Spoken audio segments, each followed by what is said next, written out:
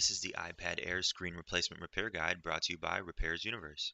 The recommended tools to perform this repair are a heat gun or hair dryer, a metal pry tool, guitar picks, a small Phillips screwdriver, nylon spudger or a plastic pry tool, and adhesive strips. We also find that using suction cups can come in handy when removing the large touchscreen. To begin, take your heat gun or hair dryer and start applying heat to the outer edges of the screen in order to warm up and loosen the adhesive that secures the screen to the inner bezel. After you have loosened the adhesive enough, you will need to find an entry point to insert your pry tool underneath the glass to pry up the screen. If you are replacing a shattered glass touchscreen, as a tip, you can cover the screen in clear tape such as packing tape or scotch tape. This will help keep the broken pieces together as you pry the cracked screen off.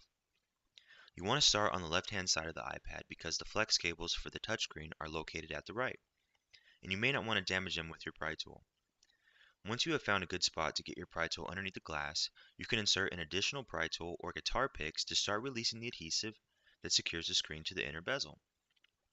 You can use multiple guitar picks as shims to prevent the screen from setting back onto the adhesive, but also as leverage when prying up the screen. And you're going to want to keep your heat gun handy, as you will most likely need to reapply heat a few times to loosen more of the adhesive. You want to work your way along all sides, gently releasing the adhesive from the glass. One thing that you'll want to be very cautious of is not to insert your pry tool too far underneath the screen because you could easily damage the surface of the LCD.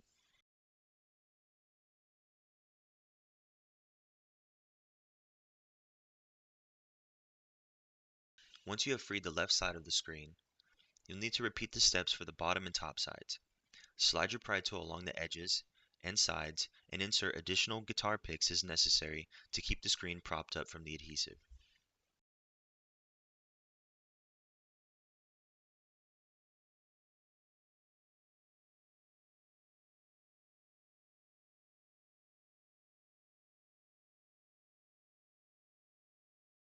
As mentioned before, you may need to reapply heat as necessary to help loosen up stubborn areas.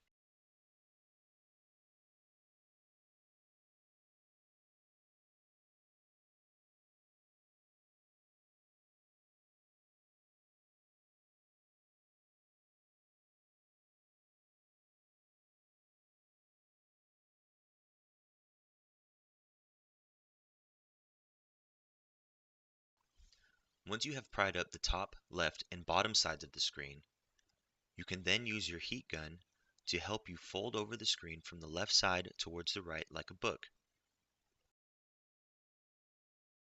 If you are replacing a bad LCD screen, you want to be very cautious not to tear the cables that are still connected to the motherboard for your glass touchscreen. Next, we're going to remove the LCD screen. To do this, you'll need to remove 4 small Phillips screws located in all the corners of the LCD. Here circled in red, you will see the screw locations. Some of the screws may be covered with some of the factory adhesive, so you may have to do some poking around to find the screw location to remove it.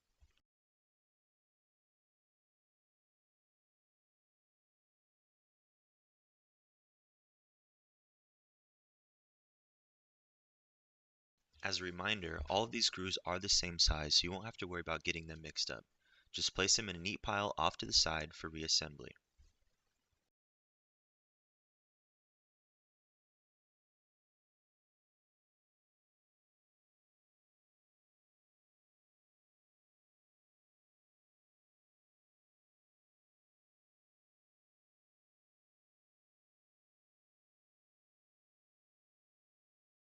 Next, you're going to lift out the LCD screen. Start from the top and pull it towards you. The LCD flex cable connection is located underneath this silver shield as you see at the bottom right. You'll need to remove the 3 small Phillips screws circled in red in order to remove the silver shield that's covering the connections for the touchscreen as well as the LCD screen. These screws are also the same size, so you won't have to worry about getting them mixed up. Just place them off to the side in a neat pile for reassembly.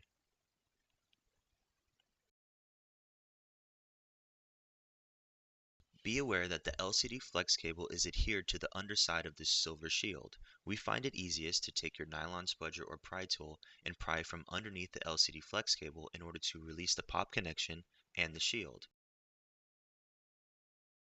With the connections now exposed, first release the jawbone connection by lifting up the black tab using your pry tool and slide out the ribbon cable. Next, you will then have two pop connections remaining to release the glass touchscreen. Gently lift up from underneath the silver socket using your pry tool to release the connections.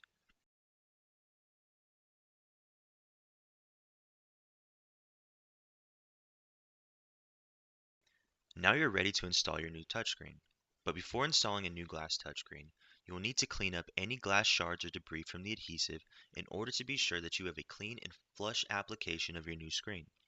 In some cases, you may choose to remove all of the old adhesive and apply a clean layer. You will see here we have removed all of the old adhesive and applied a fresh layer of double-sided adhesive tape.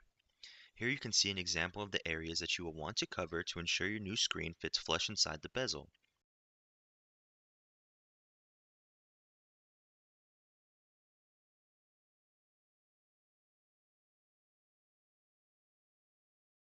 Before installing your new touchscreen, make sure to remove all of the white film that's covering the double-sided adhesive.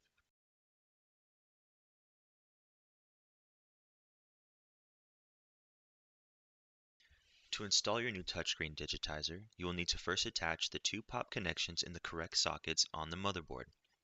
Make sure they are secure by pressing firmly until you feel them pop into place.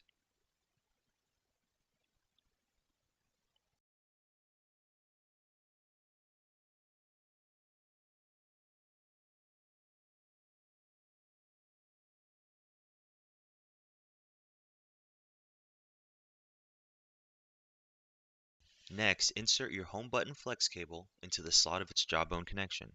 Make sure the cable is fully inserted inside the slot, then secure the connection by folding down the black tab. You can use your pry tool to help insert the ribbon cable in the socket.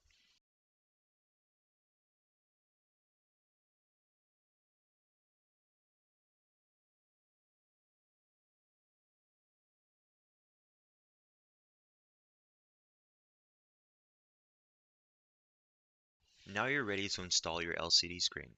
Give both the inside of your glass touchscreen and the surface of the LCD a quick wipe down using a microfiber cloth to remove any fingerprints or dust.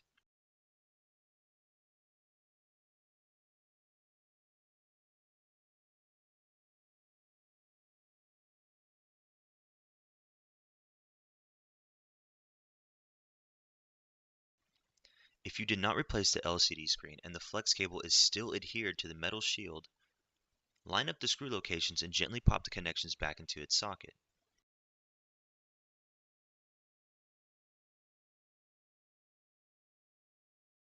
Now you will need to install the three small Phillips screws in the locations circled in red.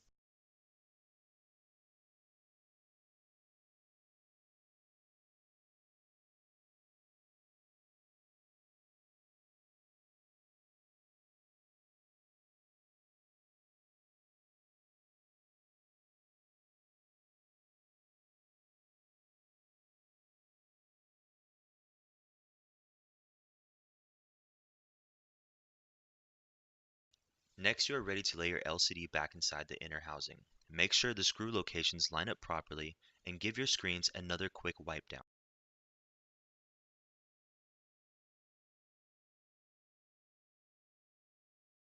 Next, you will need to install the four small Phillips screws in each corner of your LCD. You will see these screw locations circled in red.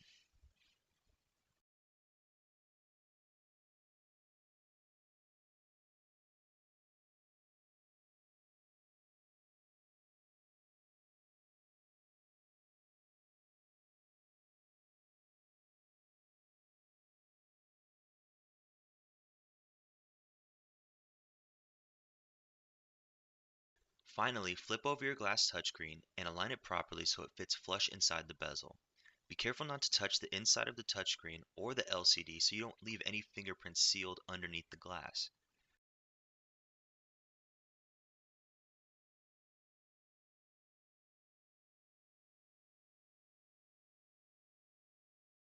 Press firmly on all edges to set the adhesive for a firm and long-lasting hold.